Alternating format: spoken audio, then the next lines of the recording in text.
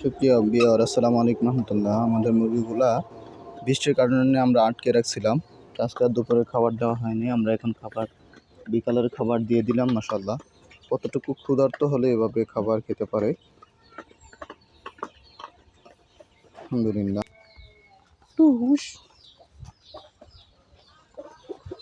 যাও, ওই যে খাবার খাচ্ছে, যাও।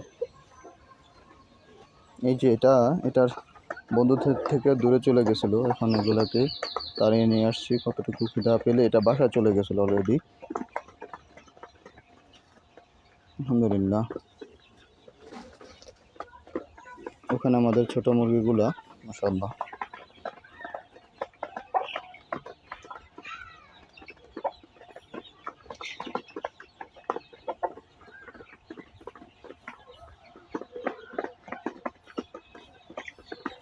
আপনারা দেখতে পাচ্ছেন কত সুন্দর